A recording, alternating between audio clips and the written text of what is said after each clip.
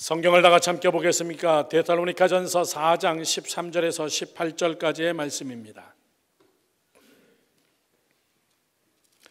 데살로니가전서 4장 13절에서 18절까지 말씀을 다 같이 함께 우리 한 목소리로, 큰 목소리로 받들어 봉독합니다. 시작. 형제들아, 자는 자들에 관해는 너희가 알지 못함을 우리가 원치 아니하노니 이는 소망 없는 다른 이와 같이 슬퍼하지 않게 하려 함이라. 우리가 예수께서 죽으셨다가 다시 살아나심을 믿을진대 이와 같이 예수 안에서 자는 자들도 하나님이 그와 함께 데리고 오시리라. 우리가 주의 말씀으로 너희에게 이것을 말하노니 주께서 강림하실 때까지 우리 살아남아 있는 자도 자는 자보다 결코 앞서지 못하리라. 주께서 호령과 천사장의 소리와 하나님의 나팔 소리로 친히 하늘로부터 강림하시리니 그리스도 안에서 죽은 자들이 먼저 일어나고 그 후에 우리 살아남은 자들도 그들과 함께 구름 속으로 끌어올려 공중에서 주를 영접하게 하시리니 그리하여 우리가 항상 주와 함께 있으리라. 그러므로 이러한 말로 서로 위로하라. 아멘. 할렐루야.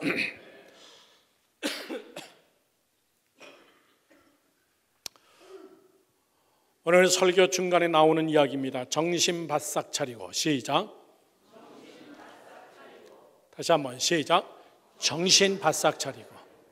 사는 것도 정신 바싹 차리고, 예수 믿는 것도 정신 바싹 차리고, 신앙생활도 정신 바싹 차리고, 설교도 정신 바싹 차리고 듣고 졸지 말고. 아멘. 설교자가 제일 싫어하는 이름이 있습니다. 이미자. 설교 시작 안 했는데 벌써 자요. 이미자 씨. 노씨 중에는 노상자, 계시 중에는 계속자 많더라고요. 한국 이름이. 금씨 중에는 금방자. 설교 시작하자마자. 오래 주무시는 한씨는 한참자, 고씨는 이제 고만자, 여씨는 여태자, 마씨는요 만향자. 찬송할 때도 자고. 근데 목회자가 제일 좋아하는 이름이 있습니다. 나씨입니다. 나안자. 나안자가 되기를 축원합니다.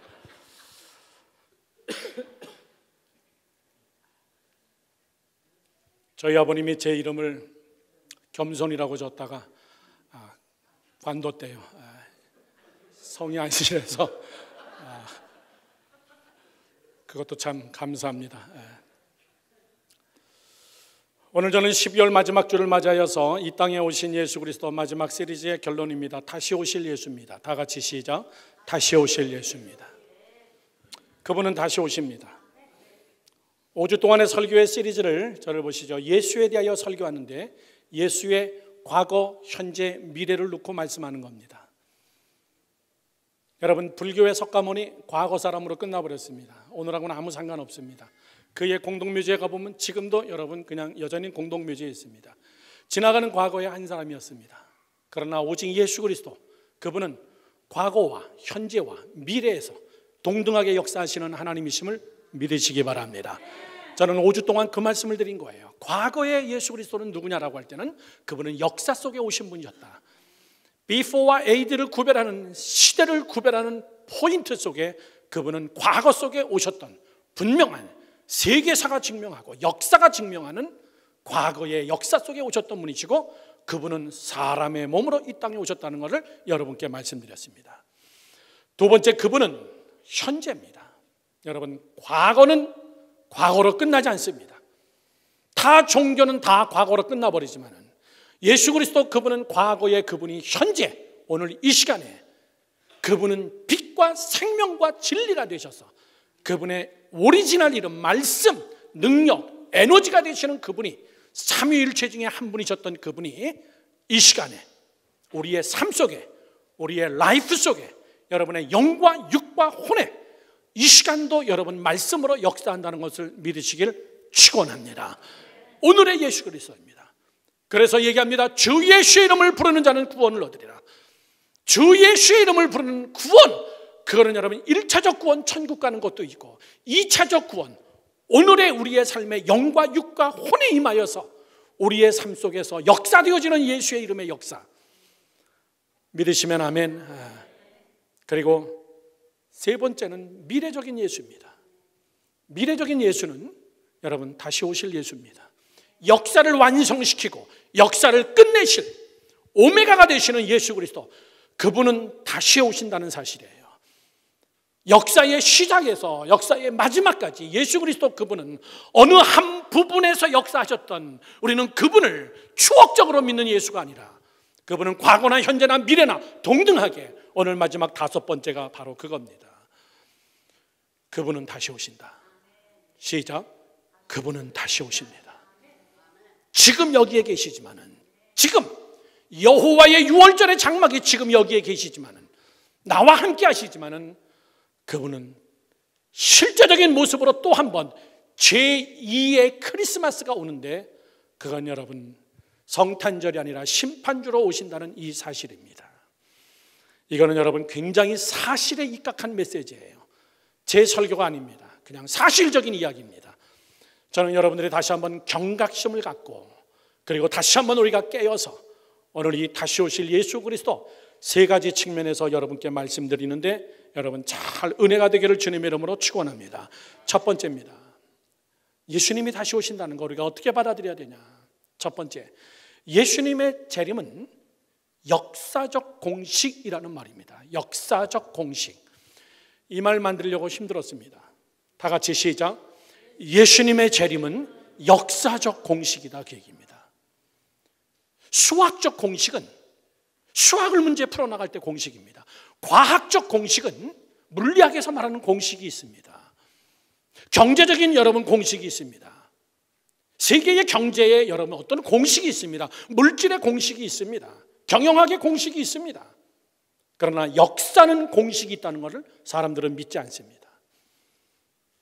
역사는 흘러가면 그만이지, 과거에서 미래로 흘러가는 거고, 한 번 흘러간 역사는 끝나는 거지, 공식이 무슨 공식이냐.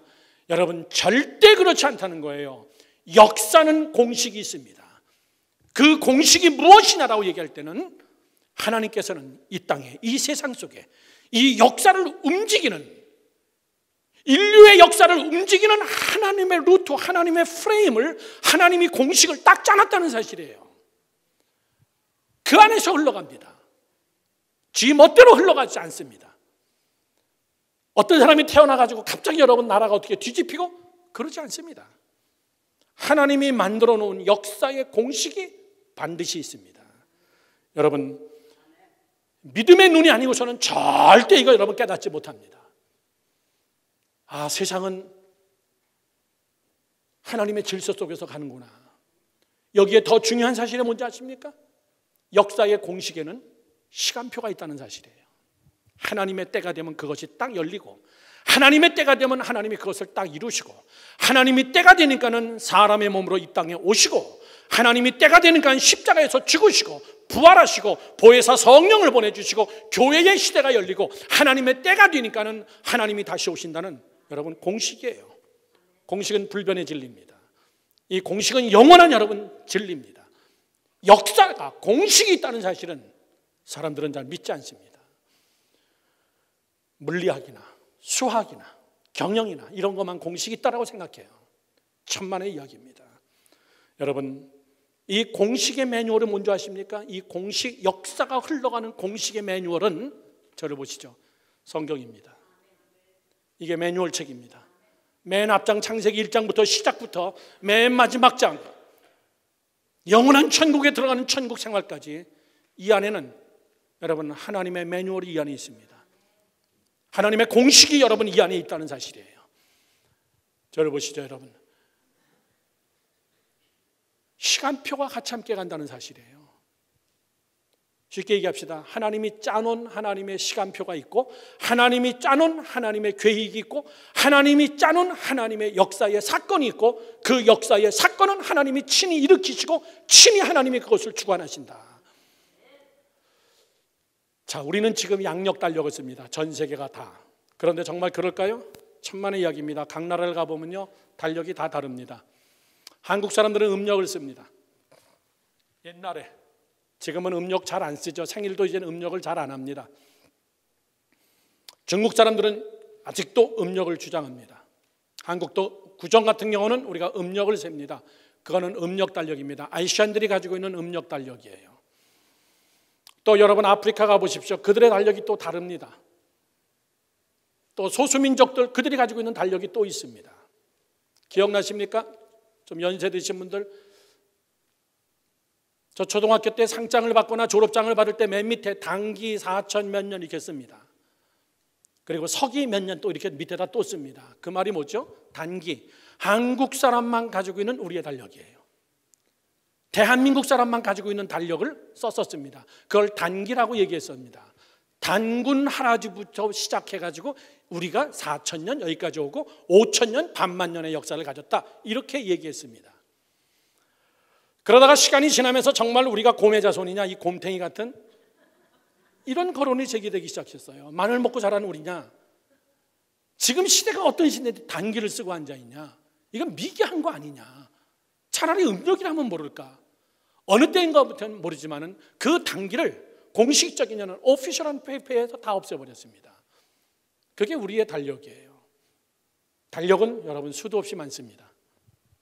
제가 여러분께 무슨 말씀을 드리려고 하냐면 잘 들으십시오. 전 세계를 움직이는 하나님의 달력이 있습니다. 그 하나님의 달력은 유대인 달력입니다.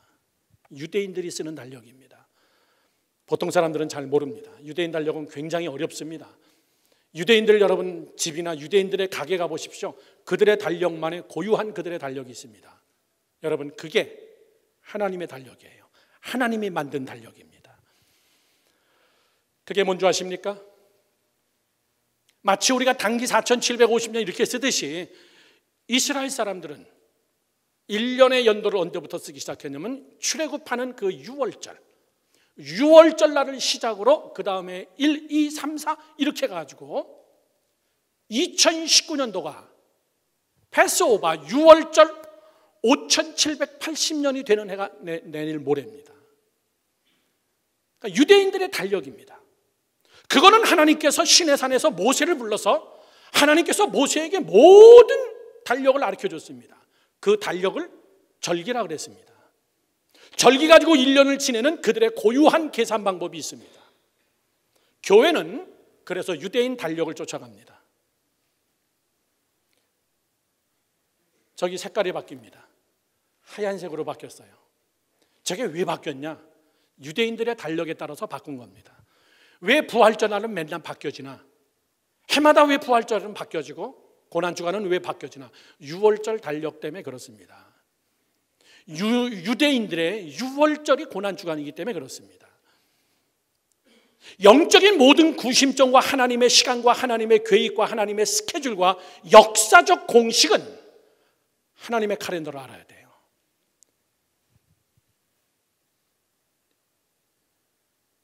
자, 제가 여러분께 말씀을 드렸습니다.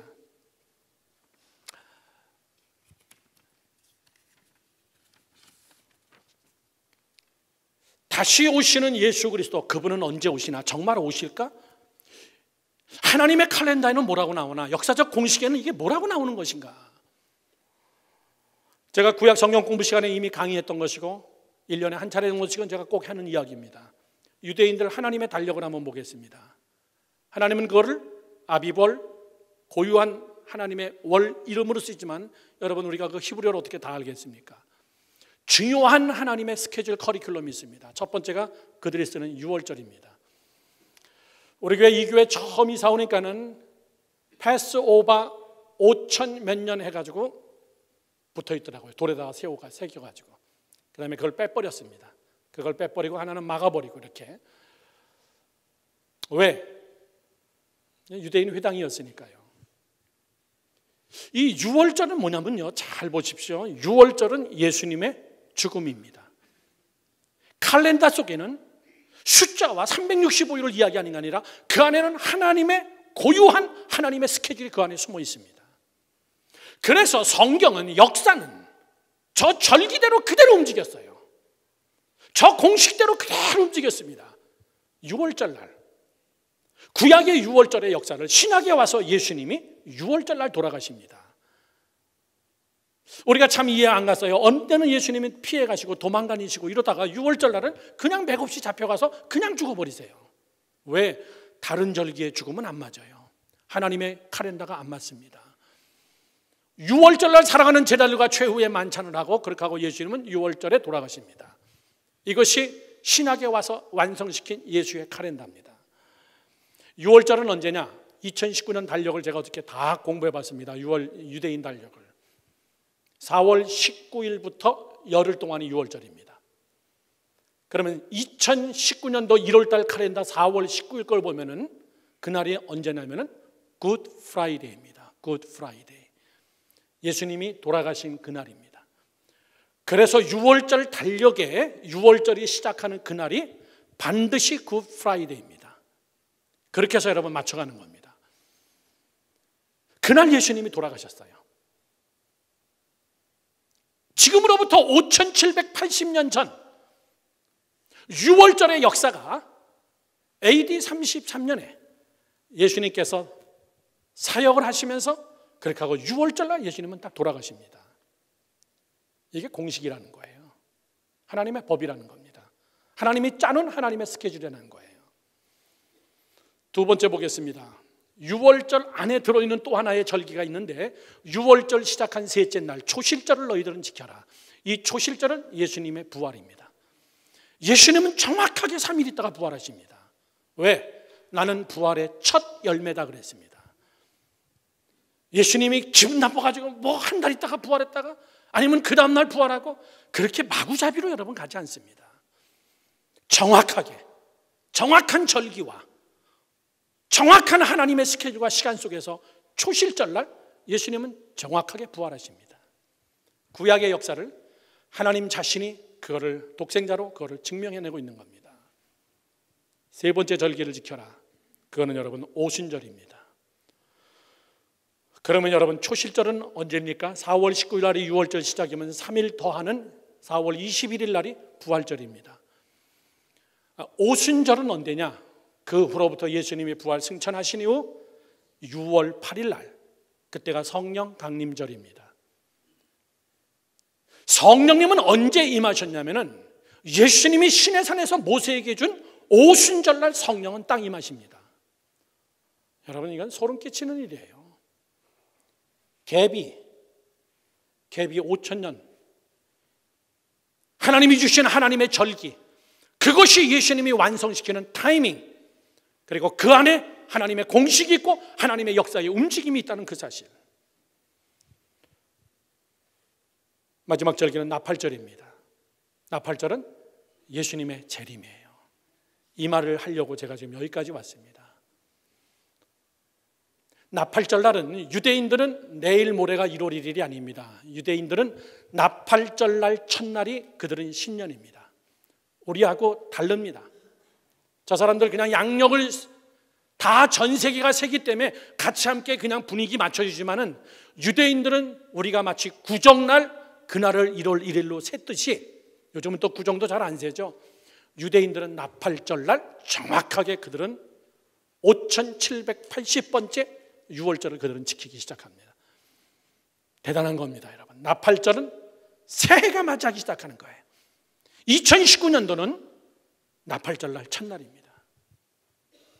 달력을 찾아봤더니 9월 29일 날이 나팔절입니다.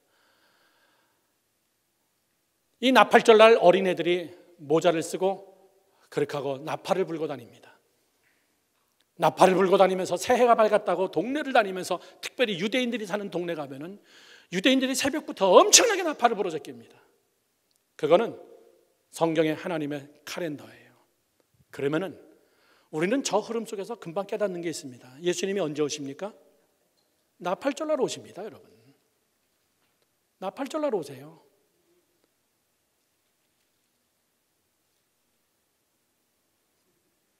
그냥 공식 아닙니까? 그냥 공식? 한 번도 하나님은 실수하지 않고요. 나팔절날 오십니다. 저거 하나 남았어요. 올해 9월 29일입니다. 일주일 전서부터 조심하시기 바랍니다. 혹시 모르니까 회개도 좀 해놓으시고. 그런데 연도는 몰라요. 연도는 모르는 겁니다. 지금 여러분 인터넷 웹사이트 유튜브에 들어가 보면요, 2019년도에 뭐 예수님이 오신다 벌써 시작하고요, 2020년도부터 몇 년 사이에 무슨 일이 있다, 그런 것들은 과거에도 굉장히 많았습니다. 이장님이라는 사람이 한국에서 25년 전에 예수님이 오신다고 정말 대난리를 떨었죠. 3개 방송사가 TV로 하늘이 비쳤어요. 예수님이 재림하나. 그런데 그날이 나팔절이 아니었거든요. 10월 28일 날이에요. 그래서 그건 안 온다는 건 우리가 알아요. 이런 절기에 역사적 공식을 모르기 때문에 그렇게 떠드는 겁니다. 다시 얘기합니다. 제가 이단이 안 되기 위하여서 연도는 모르고 있어요. 한 가지 우리가 확실하게 하는 건 나팔절날 오십니다. 왜 그런 줄 아십니까? 하나님의 카렌다가 그렇게 계속해서 다 이어져 왔고 마지막 카렌다 하나, 나팔절 하나 남았기 때문에 나팔절 다음은 뭔지 아십니까? 장막절입니다. 그 장막절은 뭐예요? 천국 가는 거예요. 7년 휴거가 마친 다음에. 얼마나 여러분 성경이 하나님의 칼렌다냐 그 얘기예요. 얼마나 정확하게 하나님께서 이 지구의 역사 속에서 하나님이 창조한 그때부터 인간의 타락을 통하여서 이것을 통하여 하나님의 구원의 역사와 하나님이 절기를 만들고 그때마다 그 사건을 정확하게 신약시대에 와서 예수 그리스도로 다 완성시키시고, 그리고 마지막 남은 한 사건 예수의 재림, 그거는 나팔절날 이루어진다는 것을 우리에게 이야기해 주고 있어요. 사랑하는 성도 여러분들, 역사는 지멋대로 굴러가지 않습니다. 이미 하나님이 짜놓은 스케줄입니다. 여러분이 아멘 안 하셔도 예수님은 오세요. 이거는 여러분 믿음의 문제가 아니라, 예수님이 오십니다. 이건 믿음의 문제가 아니라 이거는 여러분 깨달음의 문제입니다. 제가 여러분에게 H2O가 뭡니까? 물입니다. 수소 2분자와 산소 1분자가 합치면 물이 됩니다. 여러분 믿습니까? 이러면요 제가 바보예요. 그걸 뭘 믿어요. 그건 알아야지, 깨달아야죠. 그건 믿음의 문제하고 상관없습니다. 믿음이 없는 사람은 물이 안 되는가요? 그러면 믿음이 있건 없건 수소 2분자, 산소 1분자는 물이 돼요. 그러니까 믿음의 문제가 아닙니다. 예수님이 오시는 걸 믿습니까? 그건 여러분 믿음의 문제가 아니에요. 그건 그냥 이루어지는 겁니다. 지극히 역사적인 공식이다 그 얘기예요. 저는 이 첫 번째로 오늘 설교에 제일 강조하고 싶은 거예요. 이건 제 설교가 아니잖아요. 성경의 시간표를 제가 여러분께 알려드린 거고, 구약과 신약과 절기와 예수 그리스도를 짜서 우리가 얻어내는 해답은 너무나 뻔한 겁니다. 아, 예수님은 나팔절날 오시는구나. 사랑하는 성도 여러분들, 저를 보시죠. 이미자씨도 깨시고 계속자씨도 깨시고 금방자씨도 깨시고 저를 보십시오. 여기서 얻어지는 진리가 몇 가지가 있습니다. 이 건더기를 꼭 챙기셔야 됩니다. 첫 번째입니다. 첫 번째는 세상은 방향성이 있다 이 이야기예요. 시작. 세상은 방향성이 있다는 거예요. 예. 다시 얘기합니다. 세상은 지멋대로 굴러가는 거 아닙니다. 지멋대로 세상이 여러분 엉망되지 않습니다. 그거를 와취하고 계시고 시간표 가지고 하나님의 방향을 하나님이 설정해 놓고 하나님이 사건을 일으키시고 그렇게 하시고 하나님은 그것을 만들어 가시는 분명한 방향성이 있다는 거예요. 이거를 우리가 깨달아야 돼요. 두 번째입니다. 예수님이 재림한다는 역사적 공식 속에 깨달아야 될 두 번째는요, 천국과 지옥이 있다는 사실이에요. 아멘이십니까? 천국과 지옥이 있어요. 내가 너희를 위하여 처소를 예비하러 가노라. 나를 믿는 자는 영생하겠지만 나를 믿지 않는 자는 영원 형벌을 받는다 그랬어요. 천국과 지옥에 대한 이야기입니다. 그러면 한 번 더 깊이 있게 얘기하면 여러분 전도하셔야 돼요. 내 남편, 내 아내, 내 자식들이 예수 믿지 않는다면 여러분 전도해야 돼요. 천국과 지옥은 있습니다. 나 혼자 교회 생활하고 이런 차원의 문제가 절대 아닙니다. 그것 때문에 예수님은 오시는 거예요. 세 번째입니다. 세 번째, 성경의 말씀은 진리다 그 얘기입니다. 다 같이 시작. 성경의 말씀은 진리다. 매뉴얼은 정확합니다. 생각해 보세요, 여러분. 다니엘, 예수님이 탄생하기 수백 년 전 그 다니엘서에 보면은 어떻게 바벨론이 망하고 페르시아가 망하고 어떻게 그리스가 생기고 로마가 생기고 유럽이라는 나라가 어떻게 생기고 예수 그리스도가 어떻게 오고, 그게 이미 다니엘서에 먼저 매뉴얼로 다 나왔다는 이야기예요. 아멘. 여러분, 다니엘이 꿈을 꿨습니까? 아닙니다. 누가 꿈을 꿨어요? 바벨론의 왕이 꿈을 꾼 거예요. 저는 한국에서나 다른 데 가서 청년들 세미나하거나 청년들 특강하거나 청년부 붕괴할 때 제가 꼭 하는 이야기입니다. 하나님, 내게 비전을 보여주시고 내게 꿈을 보여주시고. 그렇게 기도하지 마. 굳이 내가 꿈 안 꿔도 돼. 하나님이 꿈을 남한테도 줄 때가 훨씬 많습니다. 엉뚱한 이방왕에게 여러분 꿈을 줘요. 누가 그것을 해석하냐가 중요한 것이지 누가 꾸냐는 중요하지 않다고 얘기해요. 요셉이 꿈을 꿨습니까? 자기 꿈 외에는 안 꿨어요. 애굽의 꿈은 바로 왕이 꿨어요. 그거를 누가 해석하냐 그 얘기죠. 역사적인 관점에서 꿈을, 비전을 누가 해석했냐, 해석해내는 눈이 중요한 것이 누가 꿨냐가 뭐가 중요하냐 그 얘기예요. 꿔놓고 해석하지 못하면 말짱 뭐라 그래요? 견몽, 개꿈. 하나님이 비전을 주면 뭐합니까? 비전을 이루지는 못하는데요. 하나님이 비전을 주면 뭐합니까? 어떻게 살아야 되는지를 모르고 있는데요. 그건 중요하지 않습니다, 여러분. 다니엘은 그 꿈을 해몽해내기 시작합니다. 세계사를 한 번에 꿰뚫어 버렸어요. 왕이여, 당신의 시대는 망합니다. 그리스라는 나라가 나타납니다. 로마라는 나라가 나타납니다. 로마는 두 개발로 동서로 분리될 겁니다. 그리고 하늘에서 큰 바위 하나가, 돌 하나가 날라와서, 흰돌이 날라와서 왕의 신상을 아주 초전 박살을 내는데, 콩가루를 만들어내는데, 그게 바로 여러분 로마의 붕괴를 이야기합니다. 성경의 이 매뉴얼은, 말씀은 진리예요. 믿으시면 아멘. 유대인들의 원력은 하나님의 시간표고 사건은 여러분 하나님이 일으키시는 거예요. 마지막 네 번째 우리 여기서 깨달아야 될 것은 뭐냐면요, 당연한 진리입니다. 예수 그분이 해답이다 그 얘기예요. 다 같이 시작. 예수 그분이 해답이라는 겁니다. 지금 저는 여러분에게 구약과 신약을 다 연결해서 말씀드리는 거예요. 이건 여러분 믿음의 문제가 아니라 IQ 조금만 있으면 금방 깨달아지는 겁니다. 아, 그렇게 가는 거로구나. 맞구나. 틀리다고 누가 손들고선 여러분 거부할 사람이 없습니다. 사랑하는 성도 여러분들, 이것이 역사적 공식입니다. 주님은 오세요. 주님은 반드시 오십니다. 언제 온다는 것도 우리는 분명히 알 수 있고, 연도는 모르지만은 절기는 우리가 알 수 있고, 그분은 반드시 다시 오시고 한 번도 실수 없으신 하나님이셨기 때문에 역사는 그 방향을 향해서 가고, 그리고 천국과 지옥은 반드시 있구나. 그러면 두 번째 이야기가 나오는 겁니다. 둘째, 오늘 우리의 신앙의 자세는 뭐냐고 얘기해요. 다 같이 시작. 오늘 우리의 신앙의 자세는 뭐냐고 얘기해요.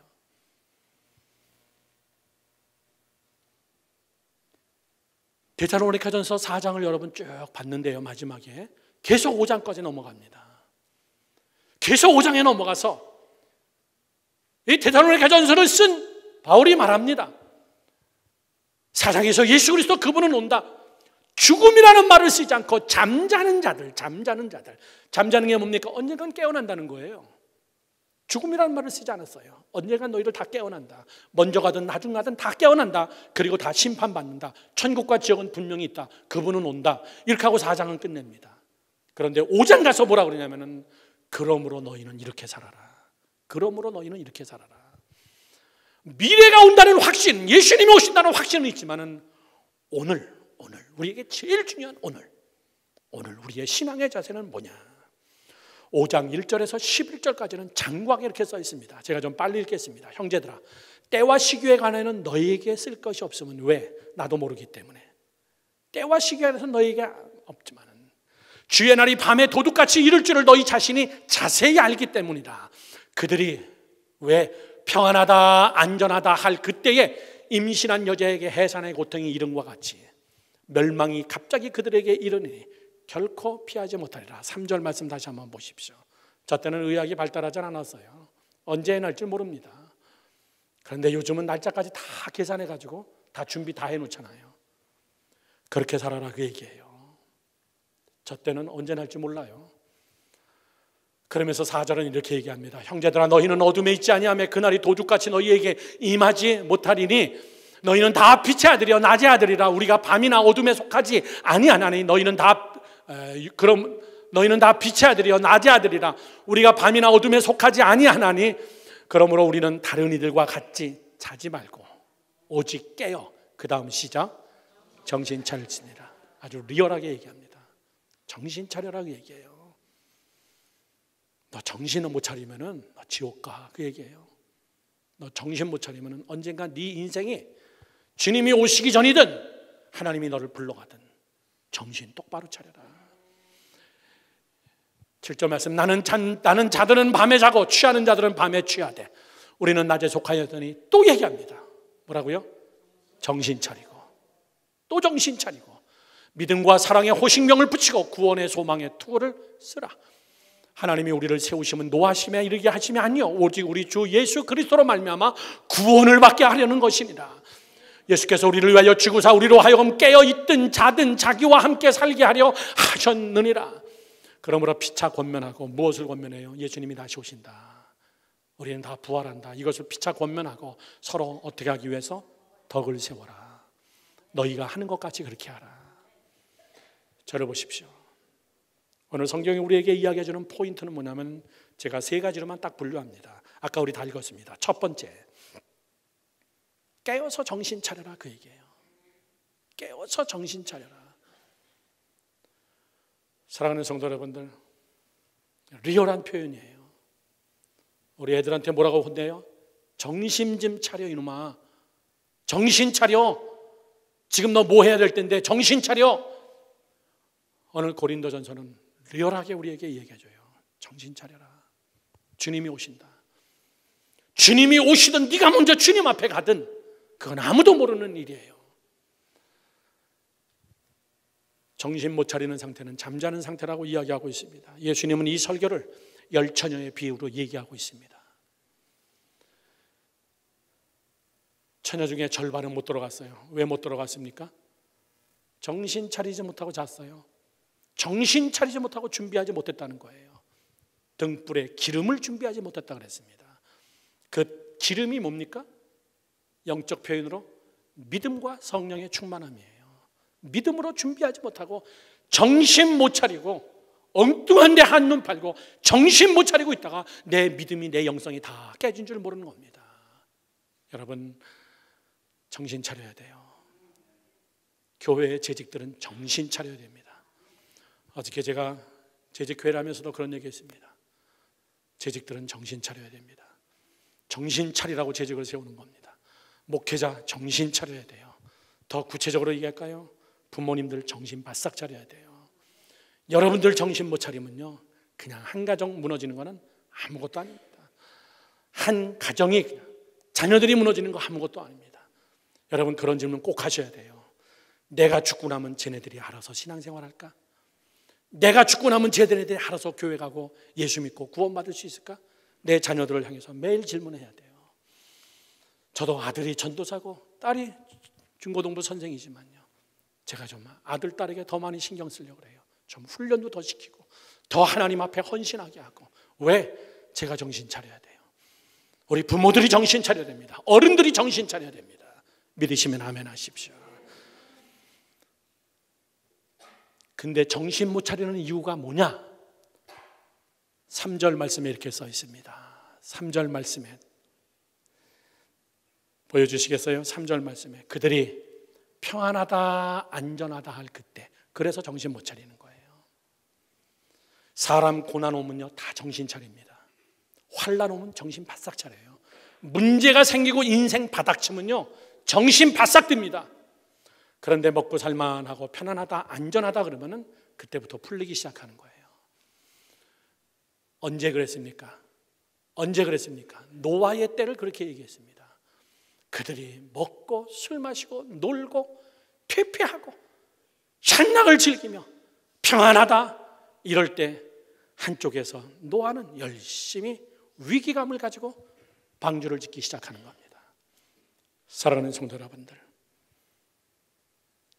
이것이 평안하다, 안전하다, 도둑같이 임할 때에 저는 여러분들이 항상 주님 앞에서 긴장하면서 믿음을 준비하는 여러분 되기를 주님의 이름으로 축원합니다. 내가 정신 차려야 내 가정이 산다. 내가 정신 차려야 내 자녀들이 산다. 내가 정신 차려서 내 자녀들을 다 데리고 나는 반드시 천국까지 가야 된다. 내가 먼저 가든 주님이 오시든 살아가는 성도 여러분들 정신 차려야 됩니다. 두 번째는요, 무장하라고 얘기해요. 믿음으로 믿어 무장하라. 8절 말씀에 이렇게 써 있습니다. 우리는 낮에 속하였으니 정신을 차리고 믿음과 사랑의 호심경을 붙이고 방탄조끼를 입고 구원의 소망의 투구 철모를 머리에 써라. 무슨 말이죠? 싸울 준비해라 그 얘기입니다.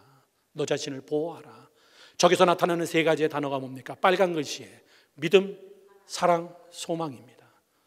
믿음과 소망과 사랑, 이건 성경 전체를 엑기스로 만드는 세 개의 단어입니다. 너희들은 정신 바싹 차리고 싸울 준비를 하고 너 자신을 완전히 잘 보호할 수 있는 방탄조끼를 입고 머리 다치지 않게 철모를 뒤집어 쓰고 그렇게 하고 싸울 준비를 해라. 사랑하는 성도 여러분들, 느슨해지면 안 됩니다. 그리고 세 번째는 이렇게 얘기합니다. 11절에 덕을 세워라. 덕을 세워라 이렇게 얘기하고 있습니다. 자, 여러분 보세요.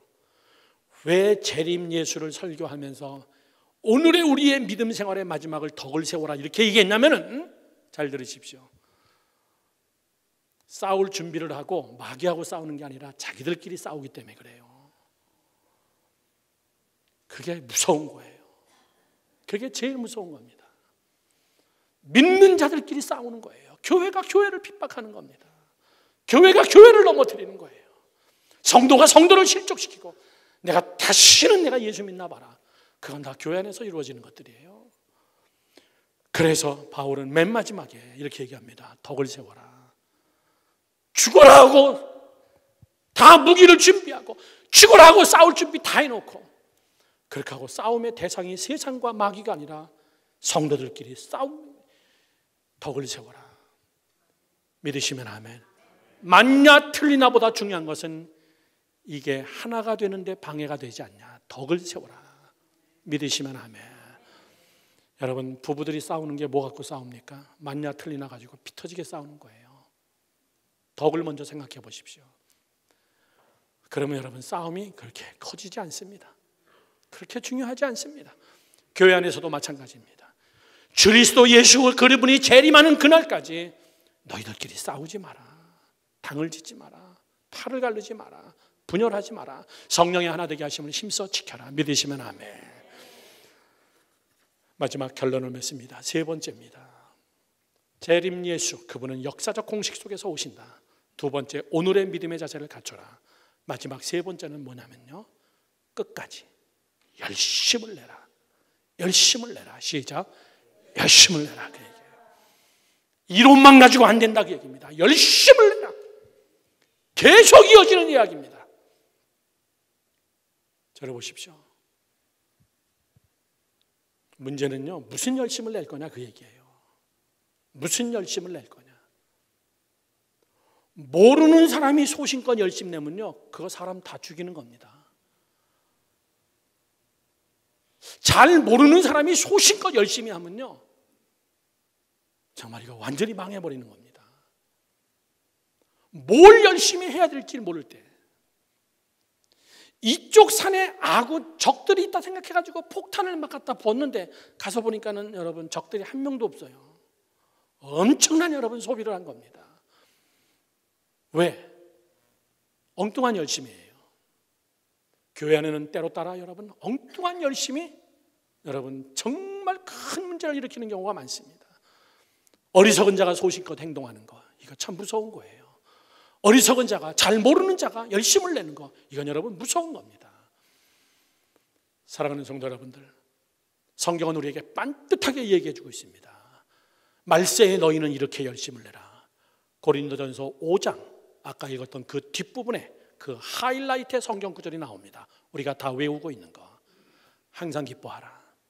쉬지 말고 기도하라. 범사에 감사하라. 그 다음에 그 얘기가 나오는 거예요. 이거에 연심하라 그 얘기예요. 이거에 열심하라. 네 열심이 크냐 내 열심이 크냐, 네 은사가 크냐 내 은사가 크냐, 네가 더 크냐 내가 크냐, 이런 거 가지고 싸우고 그것 때문에 경쟁심으로 그렇게 일하고 그렇게 예수 믿고 사역하지 마라. 너가 정말 열심히 내야 될 것은, 그래서 고린도 데살로니가 전서에서 하이라이트 말씀이 여기다 초점을 맞추는 겁니다. 재림 예수를 이야기하면서 열심을 내라. 항상 기뻐하라. 믿으시면 아멘. 시작. 항상 기뻐하라. 그 얘기예요. 왜 기쁨일까요? 성령의 내주하심의 외적 증거는 기쁨입니다. 성령 충만한 사람은 얼굴 보면 기쁨이라고 써 있습니다. 얼굴 보면요 정말 보기 힘드신 분이 계십니다. 세상 죄를 다 지고 가시는 하나님의 어린 양이 아닌데 보니까 제가 얼굴이 너무나 어두워요. 그림자가 있습니다. 항상 인상 쓰고 있습니다. 말 걸기가 무서워요. 여러분 뭔지 아십니까? 그 안에 기쁨이 없어서 그래요.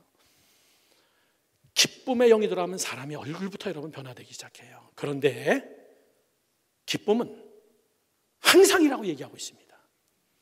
기쁨은 쌓기는 참 힘든데 어느 날 기쁨이 무너지는 것은 한순간이에요. 성령 충만하기 위해서는 굉장히 많은 시간이 걸리는데 이것이 소멸되고 한시간 무너지는 것은 순간적이에요. 저는 미국에 왔을 때 그 사건을 한번 기사로 읽은 적이 있는데 얼마 전에 그 사건이 또 났어요. 또 한인입니다. 캘리포니아에서 3, 40년 열심히 젊은 시절에 와가지고 이민생활 열심히 하고 비즈니스 잘하고 돈 벌고 이제 리타이어하고 자기 고국 대한민국으로 돌아간다고 다 정리하고 돈 다 보내고 그리고 사랑하는 식구들 일가족들 다 모여서 마지막 송별 파티를 하는 그날이었습니다. 옆에 있는 테이블에 스페니쉬가 점잖지 못하게 굴었다고 욱하는 성격의 이 사람이 자기 앞에 있는 칼을 꺼내다가 그냥 찔러버렸어요. 그날이 그 사람의 인생이 끝나는 날이었습니다. LAPD가 와서 이 꺼내가지고 데리고 가고. 여러분 한국에 갔겠습니까? 못 갔죠. 남은 인생 어떻게 됩니까? 교도소에서 살다 죽는 겁니다.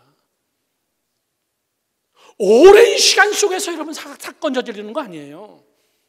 한순간. 그래서 성경은 우리에게 기쁨을 항상이라고 얘기하고 있습니다. 특별히 언제 더 기뻐해야 되냐면 여러분 화가 나고 힘들 때 특별히 더 기뻐해야 됩니다. 기뻐해야 될 때 기뻐하는 것은 그냥 놔둬도 기뻐해요. 기뻐해야 될 때 기뻐하는 것은 여러분 그냥 놔두면은 저절로 다 기뻐해요. 진짜 기뻐해야 될 것은 기뻐할 수 없는 상황에서 억지로 기뻐해야 돼요. 왜? 거기가 내 기쁨을 빼앗기고 소멸할 수 있는 자리이기 때문에. 아멘이십니까? 그런 자리에서 불평과 원망과 시기와 질투와 여러분 이런 것들이 우리 입에서 막 쏟아지기 시작합니다. 제가 어저께 여러분께 보낸 힐링 보이스 메시지입니다. 사람들은 시기, 질투, 원망, 비난 그런 독을 자기가 마시고 상대가 죽기를 기다린다 그랬어요. 시기하고 질투하고 원망하고 남을 정죄하고 그냥 이런 것들 그건 독이에요. 그걸 자기가 마시면서 그 사람이 죽기를 바라고 있는 거예요. 천만의 이야기입니다. 그 사람은 못 들었기 때문에 쌩쌩해요. 그 사람은 아무것도 모르기 때문에 쌩쌩해요. 그거 혼자 들이마시고 혼자 여러분 열받아가지고 한순간에 여러분 무너지는 거예요. 제일 힘들 때 기뻐하십시오. 믿으시면 아멘. 성경이 우리에게 냅니다. 기쁨에 여러분 최선을 다하세요. 열심을 내세요. 두 번째는요, 쉬지 말고 기도하라고 그랬습니다. 왜? 저것도 마찬가지입니다. 여러분 쉬지 말고 기도하세요. 2019년도 여러분 더 기도하기를 주님의 이름으로 축원합니다. 이 이야기를 여러분 더 길게 할 필요가 뭐가 있겠어요. 범사에 감사하라. 이 세 가지 열심을 내라. 언제까지? 주님이 오시는 날까지. 믿으시면 아멘. 결론을 맺습니다. 여러분 예수님은 오십니다. 이건 역사적 공식입니다. 그것도 모든 사람은 알고 있습니다. 곧 오신다는 거 우리가 다 알고 있습니다. 시대의 종말을 우리가 여러분 감지하고 있습니다. 오늘 우리는 여러분 내 자신의 실력 그리고 마지막 열심을 내는 거 참 여러분, 전 세계적으로 보면은 기독교가 계속 감소 추세고 열심을 내지 않습니다. 정말 열심을 내지 않습니다. 기도도 열심 내지 않습니다. 저도 자꾸 옛날 얘기해서 죄송합니다. 우리 성전 이사 오기 전에 새벽기도 인원이 주일 대배 인원이었습니다. 본당에서 새벽기도 했어요. 정말 새벽기도 인원이 대배 인원이었습니다. 새벽기도를 1부, 2부로 나눠서 여러분 새벽기도를 했으니까요. 신년 송구영 신예배가 마치면 교회에서 한 달 동안 철회하는 사람이 한두 명이 아니었습니다. 근데 그렇지 않습니다. 참 힘듭니다. 그 열심이 다 어디 갔는지 모릅니다. 사랑하는 성도 여러분들, 열심 내세요. 누가 대신 나를 위해서 열심히 해줄 수 아무것도 없습니다. 오늘 이 마지막 시리즈, 다시 오실 예수 그리스도, 다시 오실 예수 그리스도, 그때까지 여러분이 먼저 주님 앞으로 가는 그 시간까지 믿음의 경주에서 승리하는 여러분 되기를 주님의 이름으로 축원합니다. 축원합니다. 기도하겠습니다.